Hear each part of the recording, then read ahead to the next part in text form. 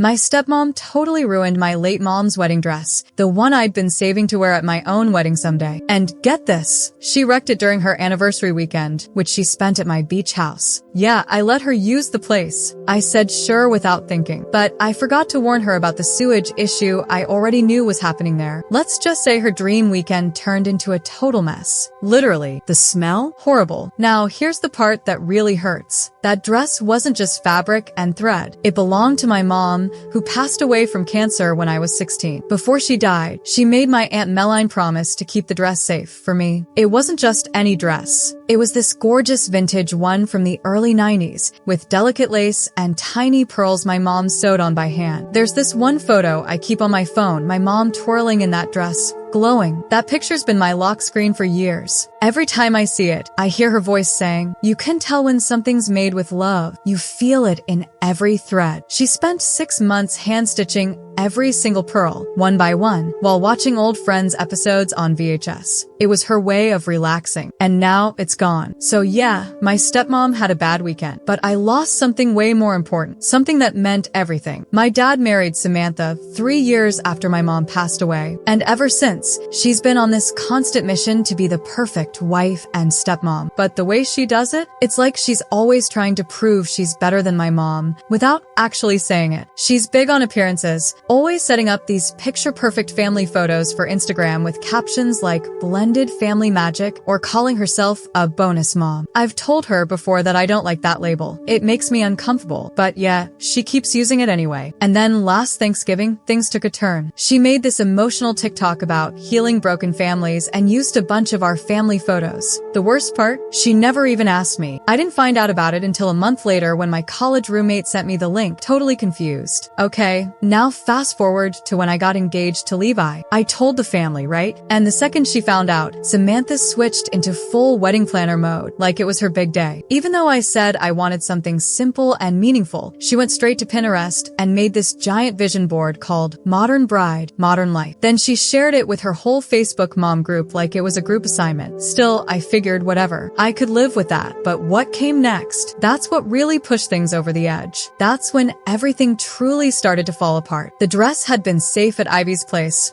my mom's best friend. She kept it properly stored in one of those special boxes that protect old, delicate fabric. Everything was fine until yesterday. Samantha texted, saying she was in the area and could swing by to grab the dress. I didn't think too hard about it and said sure. When she arrived, I was in the middle of a FaceTime call with my best friend, Natalie. Samantha walked in holding the box like it was takeout, just one hand dangling it around like it was nothing. She dropped it on the kitchen counter, right next to an open bottle of red wine, which, okay, already felt weird because she always talks about how she only drinks white wine, says it's cleaner, whatever that means. Then, out of nowhere, she says, "Let's open it now." I told her we should wait for Aunt Meline. This was supposed to be a special moment, but she ignored me. You probably know where this is going. While she was pulling the dress out, way too fast, her elbow bumped the wine bottle. It tipped, spilled, and just like that, red wine all over the dress. A full-on splash, straight down the front. But the worst part wasn't even the spill. It was her reaction. She didn't panic. She didn't grab a towel. She didn't even flinch. She just stood there, watching the stains spread, calm, almost blank. And then, suddenly, she gave this dramatic little, "Oh no," like she was acting in a bad play. It felt fake. You know those videos where people pretend to mess up for views or insurance? That kind of fake, that kind of energy. And in that moment, something in me just froze. I was still on FaceTime with my best friend Natalie while all of this happened. She saw the whole thing go down, and she swears, like seriously swears, that right before the wine spilled, Samantha's hand kind of moved toward the bottle. The video wasn't super clear, so we can't say for sure. But Natalie said the whole thing felt off. She even started screen recording the call right then because, in her words, the vibe was just weird. So I called my dad, completely in tears. And his response? Exactly what you'd expect. "Sweetheart, it was just an accident. Samantha feels terrible. We can buy you any dress you want." Like, are you kidding me? He totally missed the point. It wasn't about money or finding a new dress. It was about what that dress meant to me. It was the last piece of my mom I could hold on to. Something real. Something she touched, wore, loved. It was supposed to be with me on my wedding day. Now it's gone. And then this morning, Samantha texts me a link to some random $300 dress from David's Bridal. The message? This would look so much better on you anyway. Excuse me? If that wasn't enough, she also posted this emotional Facebook status about how accidents happen for a reason, and letting go of the past helps us grow. And yeah, she tagged me. I didn't even bother checking the comments. I blocked her right then and there, but she wasn't done. Later, she actually asked if she and my dad could use my beach house again for their anniversary next month. Seriously? That place is one of the last things I have from my mom's side of the family. It's a small, quiet cottage by the water. Nothing fancy, but it means everything to me. My grandparents left it to me. It's peaceful, personal, it's home. And ever since Samantha came into the picture, she's been trying to get me to sell it. She keeps bringing it up like it's just some real estate deal. One time, she even had a friend, huge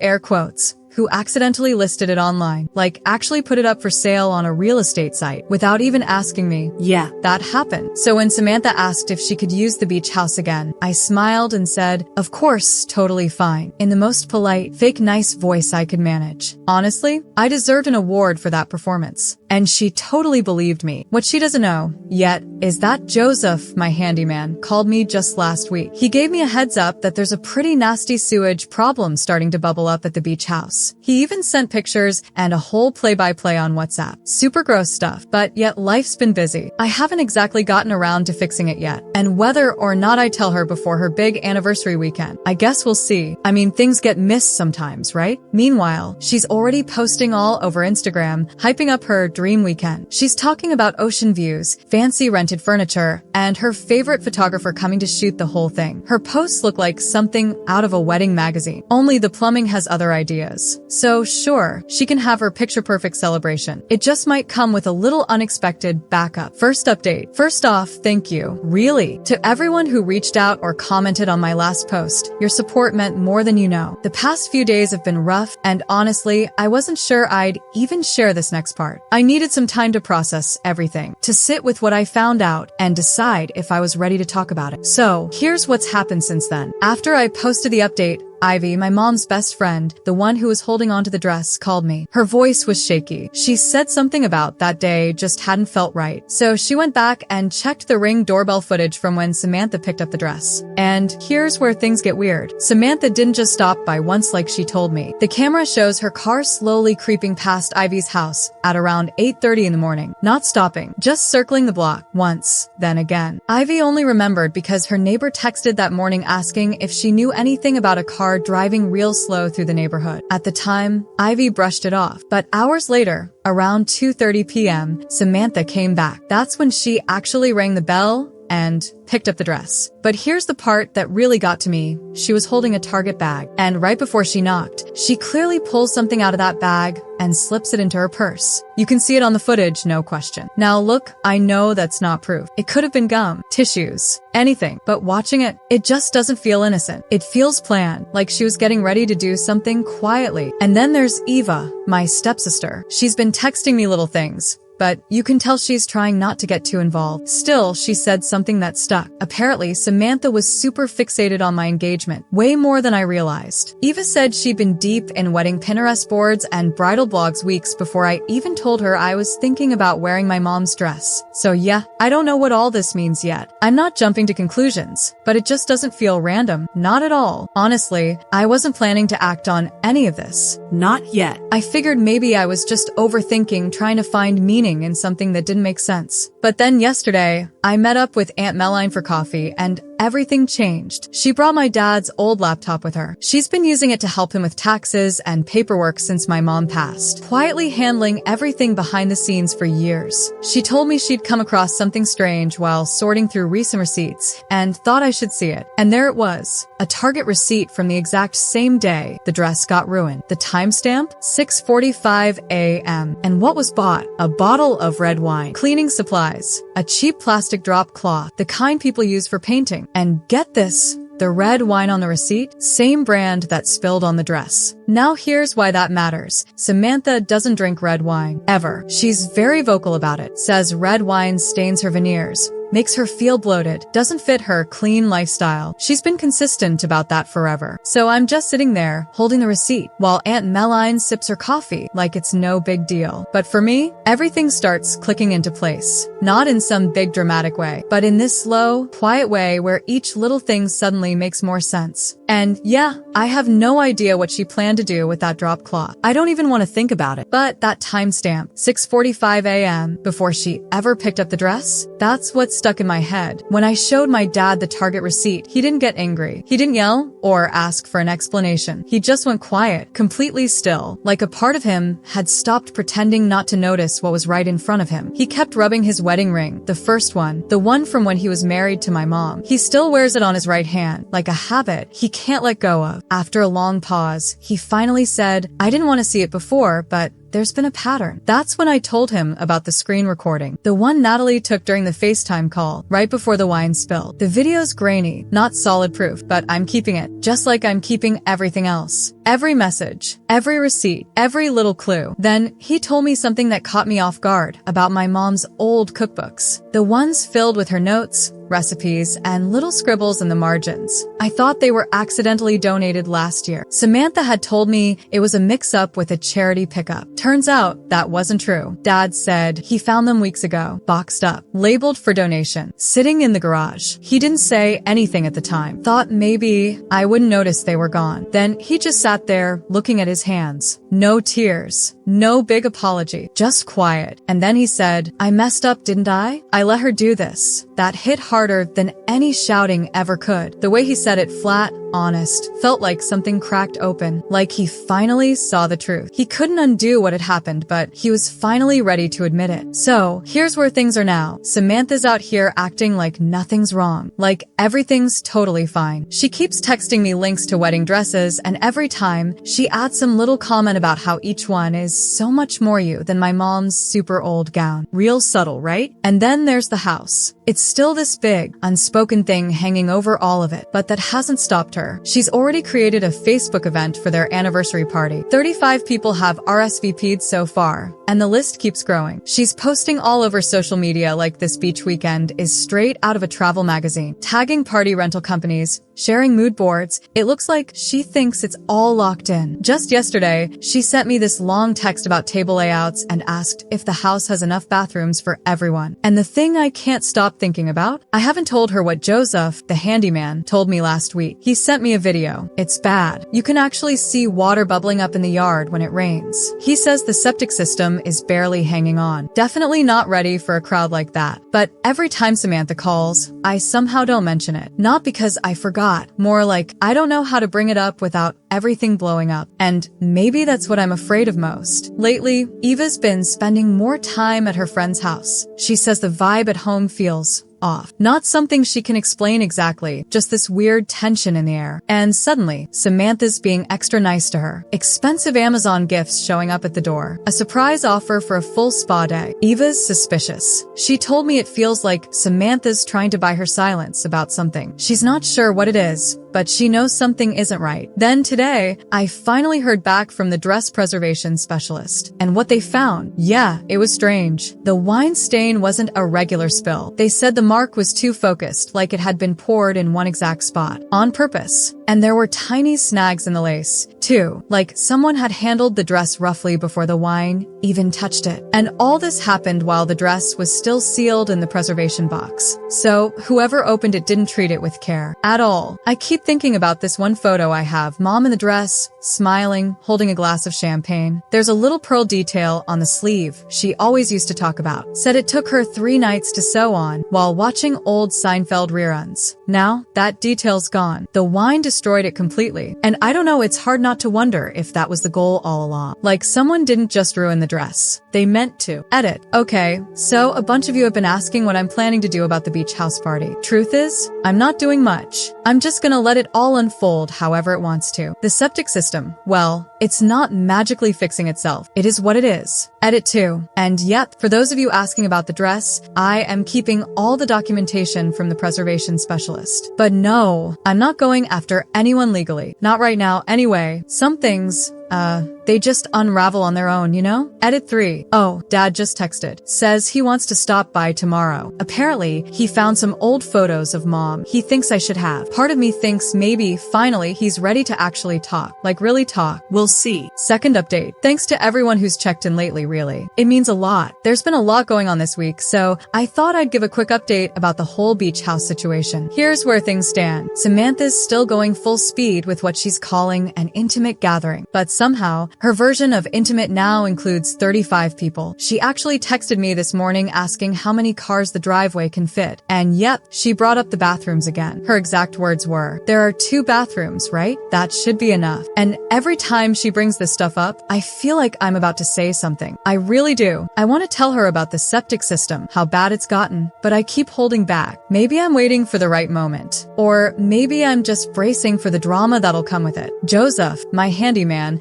sent me another update yesterday. He attached a photo of the backyard after the latest rain. And yeah, it's bad. There's standing water all over. In places it definitely shouldn't be. He also mentioned the smells getting noticeable now. His message said, "Hey, just following up on that septic estimate. This really needs fixing before any big group comes through. Rain's made it worse." He explained that the system's been weak for a while, but now, with all the recent rain, the problems are showing up fast. And with 30 plus people using the place, it could fall apart completely, like full-on disaster level. Still, I haven't said anything. I don't know why. Maybe part of me wants her to see it all fall apart on her own. Or maybe I'm just tired of always being the one who has to fix things, explain things, hold it all together. We'll see what happens next. Dad stopped by yesterday. He's been kind of quiet since everything happened with the dress. Lately, he's been spending more time at the old house, the one he shared with Mom before Samantha came along. He sat at my kitchen counter flipping through a stack of old beach house photos he found in a drawer. At one point, he looked up and said, "Remember when the shower broke that summer?" Then he smiled a little. "Your mom made us all use the outdoor hose for 2 days. Called it camping." But then his face changed. More serious. He looked at me and asked, "Should I be worried about anything with the house for the party?" I didn't even flinch, just shrugged and said, "Everything was fine." He kept staring at me for a second, didn't say anything else, just gave this slow nod, like he was putting things together in his head, but didn't want to say it out loud yet. Like, deep down, he knows something's off. Meanwhile, Eva's been keeping me updated on Samantha's party planning. Nothing too crazy, just her usual stuff. Amazon decorations, beachy centerpieces, string lights. She's even having it catered by a local deli. Eva sent me a picture of the supplies. The whole dining table was covered in party stuff. And Samantha? She's acting totally calm, like nothing's wrong. When Eva texted her the photo, Samantha replied, "Almost makes me feel bad about what might happen." Almost. Lately, what's been throwing me off is how Samantha's suddenly being nice. She's texting me in this casual, friendly tone, asking for my thoughts on party stuff. Like, where should the drink table go? What kind of napkins feel more coastal? That sort of thing. Then yesterday, she sent a message saying she really hopes I'll be there to celebrate with them. At first glance, it might seem sweet, like maybe she's trying to make peace. But I can't forget the way she looked when the wine hit my mom's dress. That tiny smirk. That moment still plays in my head, over and over. I even checked her Facebook. Eva let me use her account since Samantha blocked me after the dress incident. And what I saw, it was weirdly toned down. Just a couple of posts saying she's looking forward to a beautiful celebration with a few sunshine and wave emojis. Nothing over the top, which honestly makes me more suspicious. Like she's trying too hard to act normal, trying to make it all look perfect on the outside. And then, this morning, I got another update from Joseph. The septic company finally sent over the repair estimate. And yeah, it's bad. Not just expensive. Urgent. They said it needs to be fixed immediately, especially if there's going to be a lot of people on the property. Joseph attached a photo. The ground near the septic tank is actually starting to dip, like visibly sinking. His message was short and to the point. This is going to be a problem with 30 plus people. The party's this Saturday. Samantha texted me earlier, asking if I could leave the key under the mat Friday morning so they can start setting up early. She said she wants to move some furniture and set up a drink station right next to the downstairs downstairs bathroom, of all places. I replied with a quick, sure, no problem, then turned off my notifications. Haven't checked my phone since. Here's the thing, the septic issue? It's not on me. I didn't cause it. I didn't ignore it. It's been a problem for a while, and now it's just bad timing. That's all. At least, that's what I keep telling myself, over and over. Like if I say it enough times, I'll actually believe it. Edit. Eva just sent me a pic of Samantha's outfit for the party. It's all white because, yeah, of course it is. Third update. So, yeah. The beach house party happened yesterday, and it went about how I expected, though the fallout was a bit more intense than I thought it'd be. I drove by around noon, just as guests were arriving. It was classic Samantha, rows of white chairs, fancy flowers, a catered spread straight out of a lifestyle blog. She was outside in a sleek white dress, clearly expensive, waving her arms and directing vendors like she was running a TV show. At first, everything looked perfect. Then, the cracks started to show. Around 1:30, Eva texted, "Bad smell in the backyard. Mom's getting annoyed." Then came the bathroom issues. First, the downstairs toilet wouldn't flush. By 2 p.m., neither bathroom was working. Guests started noticing the smell, and even though Samantha kept smiling, she was brushing it off, telling people it was probably just low tide. At 2:30, my neighbor called, went straight to the point. "Something's wrong with your yard. Water's coming up everywhere." Meanwhile, Eva kept texting me updates. "The ground's getting really soft." Then, Mom's yelling at the catering staff. Guests are asking to use the bathroom in their van. Everything fell apart during the toast. The yard was so soaked that part of the deck gave way. Not a big collapse, but enough. The buffet table wobbled, then tipped, and the fancy anniversary cake slid right into the mud. And then Samantha stepped into it. Thought it was just wet grass, but sank ankle deep. In that white dress, in front of everyone, the vibe changed instantly. Not total chaos, but you could feel it. People were done. That quiet rush to leave started. Forced smiles, vague excuses. Everyone suddenly remembered they had somewhere else to be. And just like that, the party was over. By that point, the smell was everywhere, thick, sour, impossible to ignore. The wet patches in the yard were spreading fast, like the ground had just given up. And that's when things got ugly. Samantha lost it. Total meltdown. She started yelling across the yard, accusing me of ruining the party on purpose. Said I'd planned it all as some kind of revenge.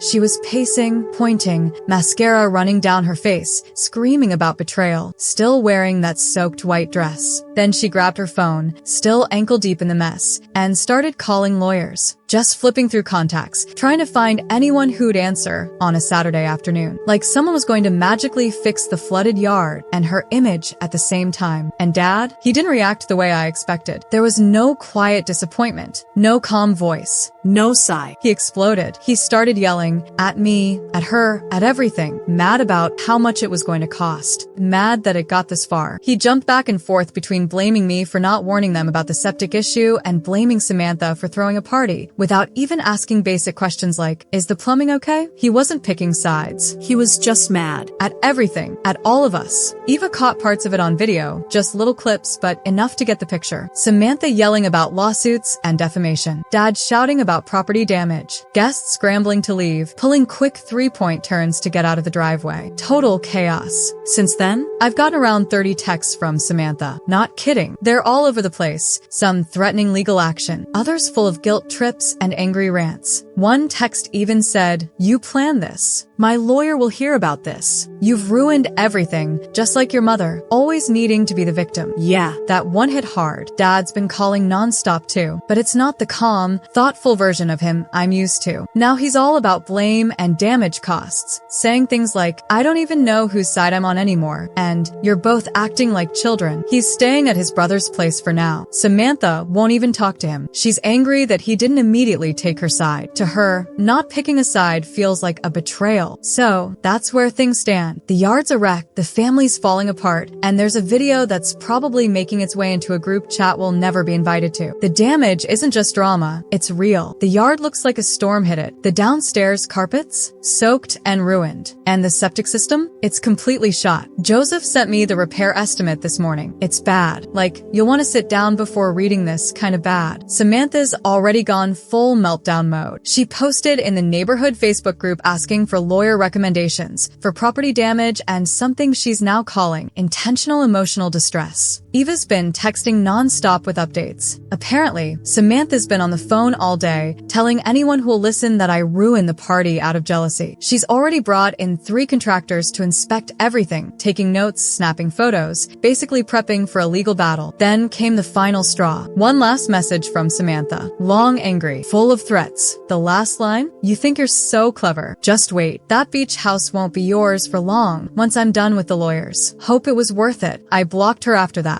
I couldn't read another word. So now the house is a wreck. The family's falling apart, and I've somehow become the villain in Samantha's carefully crafted meltdown story. Last update. It's been about a month since the septic disaster at the beach house. I wasn't planning to post again. I figured it would all blow over, but enough has happened that it feels worth an update. Right after the party, things got dramatic fast. Samantha went full-on legal mode, contacting 3 different lawyers. But that didn't last. Once they saw Joseph's written estimates, text messages, and photos, all sent before the party, it became clear there wasn't much of a case. Turns out, you can't blame someone else for damage when you host a 35-person event without asking if the place can even handle it. The repair costs, though, brutal. $21,000 for a new septic system. Another $3,000 to fix the yard and replace the carpets. Insurance helped a little after the deductible, but it still hit my savings hard. Like, deep breath before checking your account kind of hard. Dad offered to split the cost, which was generous, but it blew up everything with Samantha. Huge fight. They still haven't smoothed things over. She's not speaking to me at all, just posting shady Facebook updates about toxic family members and how some people ruin homes and lives without facing the consequences. Real subtle. Dad's stuck in the middle. He's trying to keep the peace. So, he calls me to talk about repairs and money, but shuts down the second I bring up the dress. Last week, he cut me off mid-sentence and said, I know you both did wrong things. Can't we just move past it? Classic dad. Try to make it sound like both sides are equally at fault, just to avoid dealing with the real mess. But the truth? Not everything is equal. Not everything can be smoothed over like that. Some things stay uneven, no matter how much you try to flatten them. Eva's been stuck in the middle of all this. She crashes at my place some weekends just to get a break, but things have gotten tense. Ever since Samantha started making comments about family loyalty, Eva's been walking on eggshells. You can tell she's quieter, more careful with her words. She even deleted the videos she took at the party. Turns out Samantha went through her phone while she was sleeping. Didn't ask, just looked through it and erased everything. Eva didn't say much, just told me she didn't want another fight. At least the repairs are finally done. The new septic system is solid. Yards cleaned up, carpets replaced. The crew did a great job. You wouldn't even know anything happened unless you knew what to look for. On the surface, it's all back to normal, but under the surface, not so much. This whole thing sent waves through the family in ways I didn't see coming. Aunt Meline isn't speaking to Dad anymore. She's mad he didn't take Samantha's side and says he let the disrespect happen. 2 of my cousins canceled our usual beach week. They say they're taking a year off, but we all know what that means. Now, every family gathering feels like a strategy game. Who's coming, who's not? Who's sitting where? No one says anything directly, but the tension is obvious. Samantha's still living with Dad, technically, but most weekends, she stays at her sister's house. Says she's taking space to heal. Lately, she's been talking about moving. Says the house has too many bad memories now. And Dad, he just looks tired anytime someone brings it up. Doesn't argue, doesn't agree, just sits there, quiet. Like this whole mess finally wore him down. The dress is still in my closet. I sent it to a restoration specialist just to be sure, but the answer was final. The wine damage is permanent. There's no saving it. I've started looking at new wedding dresses online. It's not the same. Nothing ever will be. But I'm trying to focus on what's ahead, not what was taken, ruined, or lost. Yesterday, Eva mentioned something. She said Samantha's been looking at beach house listings again, in a different area this time. She's already planning another anniversary party next year, just without certain people included. Classic Samantha. Never subtle. Dad stopped by last weekend to check out the repairs. He walked around the yard slowly, didn't say much. Looked at the new grass, the fixed deck, the clean carpets. Then he stood still for a second and said, "Your mom would hate what this house has done to the family." And that stuck with me, because yeah, she really would. It wasn't some big moment of clarity. Nothing dramatic. No deep realizations. No surprise divorce. No tearful apologies, and definitely no big healing moment. Just reality. The family didn't magically fix itself. No one suddenly came together. Things are still broken, just quieter now. What's left is awkward holidays, group texts full of silence, and carefully planned calendars to make sure certain people don't show up at the same time. We're not a family working things out. We're a family learning how to move around the tension. Edit, for everyone asking about the legal side, yeah, the lawyers basically said what we all expected. No one really has a solid case. The best advice? Drop it and move on. So that's where things stand. Edit 2. And yes, I still plan to have the wedding at the beach house. Samantha already said she won't come if that's where it happens. Dad's stressing, trying to play peacemaker, but honestly, that's a problem for future me.